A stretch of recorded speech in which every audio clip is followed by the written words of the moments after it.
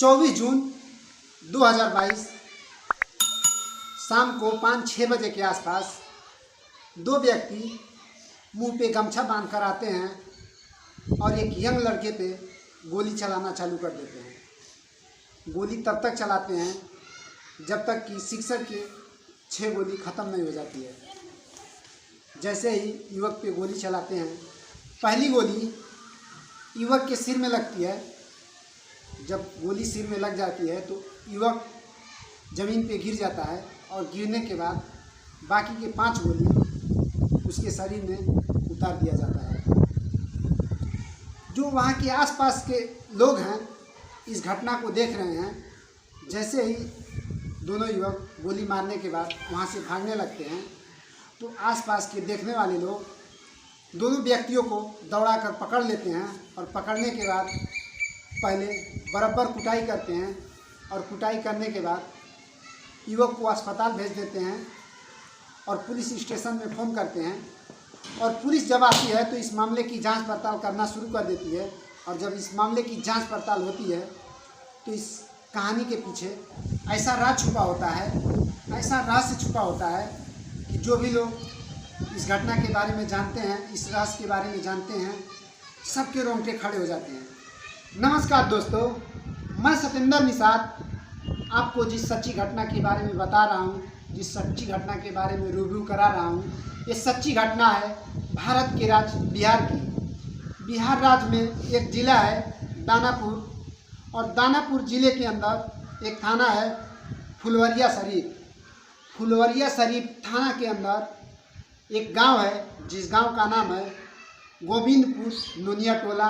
गोविंदपुर नोनिया टोला की ये घटना है।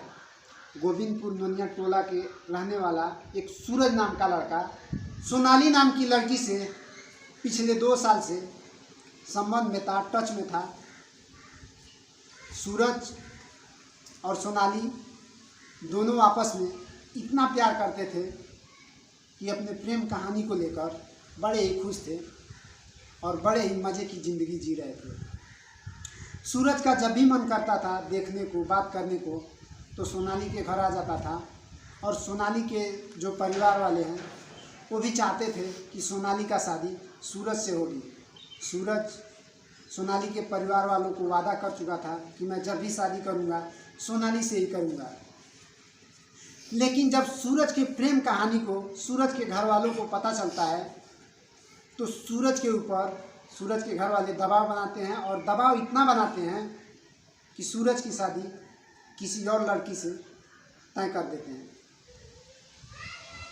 जब सूरज की शादी दूसरे लड़की से तय हो जाता है, सूरज उस लड़की को देखने जाता है, और जब सूरज उस लड़की को देखता है तो वो लड़की बेहद खूबसूरत थी। जैसे ही देखता है तो सूरज उस लड़की से शादी करने के लिए हाँ कर देता है। सूरज की शादी का डेट रखा जाता है 12 जून 2022। सब कुछ ठीक चल रहा था। सूरज लड़की देखकर घर आता है। घर आने के बाद वापस सोनाली के पास फ़ोन करता है, उससे मिलने जाता है। सब कुछ नॉर्मल तरीके से चल रहा था। लेकिन जब 12 जून 2022 सूरज अपना उस लड़की के साथ शादी करके अपने घर आता है तो सोनाली के घर वालों को किसी ने ये मैसेज कर दिया, किसी ने बता दिया कि सूरज दूसरी लड़की से अपना शादी कर लिया है और उसकी डोली भी उसके घर आ चुकी है। सोनाली के माता पिता, उसके परिवार वाले जब ये सुनते हैं कि सूरज दूसरी लड़की से शादी कर लिया है, सोनाली के घर वाले इस खबर को सुनने के बाद सदमे में आ जाते हैं और ये सोचने पे मजबूर हो जाते हैं कि वही सूरज कुछ दिन पहले हमारे घर पे आता था, हम लोगों के साथ मीठी मीठी बातें करता था और हमारी आंखों के सामने हमारी सोनाली के साथ बातें करता था और कहता था कि हम सोनाली से शादी करेंगे। सोनाली के घर वाले सोनाली के दर्द को जब देखते हैं, सोनाली दिन रात रोती है, उसको खाना पीना अच्छा नहीं लगता है, तो सोनाली के भाई और पिता ये फैसला करते हैं कि अगर सूरज सोनाली का नहीं हुआ तो किसी और का नहीं हो सकता है। सोनाली के भाई और पिता सूरज को मारने के लिए प्लानिंग करने लगते हैं।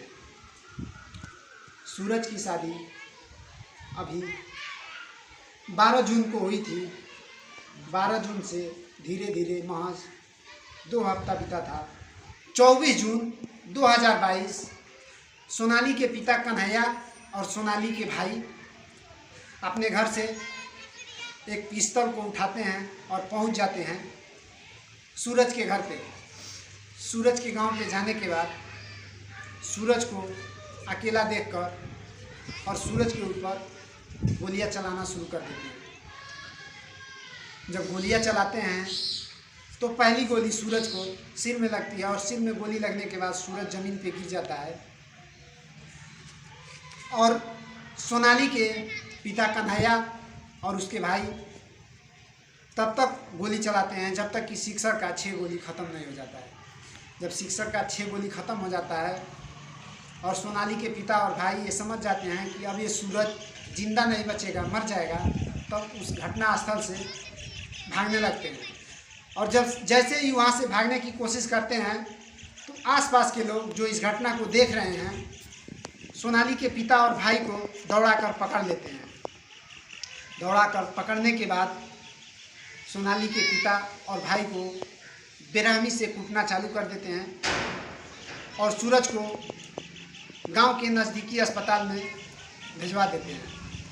सूरज को भिजवाने के बाद घटनास्थल पर इकट्ठा हुए लोग पुलिस स्टेशन में फ़ोन करते हैं। पुलिस आती है और सोनाली के पिता और भाई को कब्जे में ले लेती है।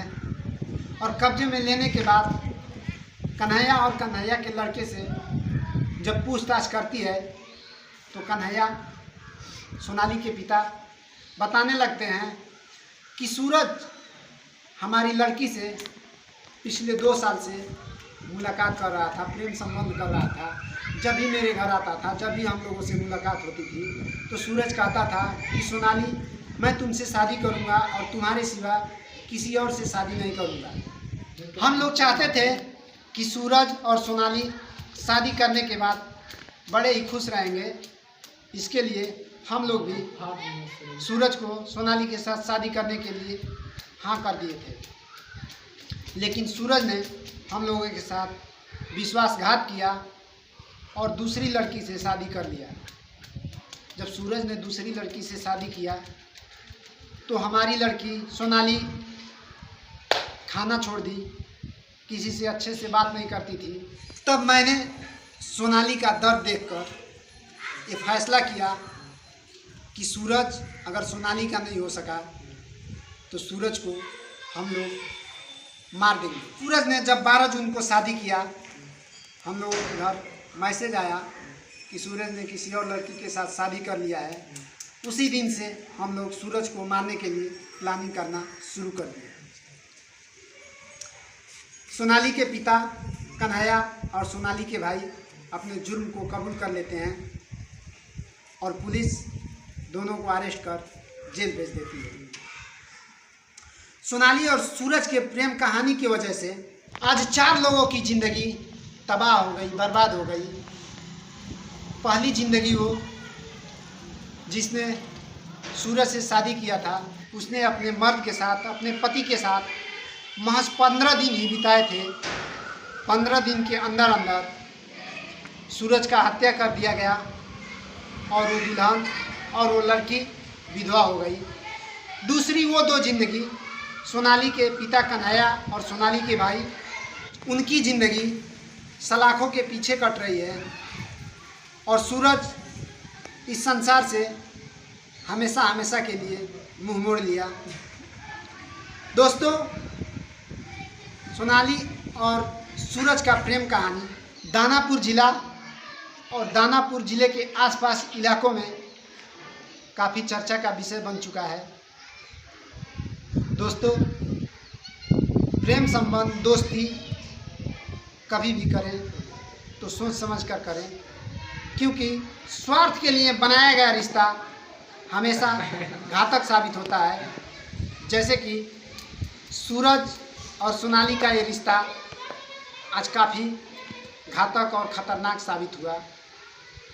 तो दोस्तों, मेरा यह वीडियो बनाने का उद्देश्य किसी के दिल पे ठेस पहुंचाने का नहीं, किसी को तकलीफ़ देने का नहीं, मेरा यह वीडियो बनाने का उद्देश्य है कि आप जहाँ भी रहें खुशहाल रहें, अपना और अपने परिवार का ख्याल रखें। मैं फिर मिलूँगा एक सच्ची और दिल दहला देने वाली घटना के साथ। तब तक के लिए मैं आपसे जुदा लेना चाहूँगा। जय हिंद।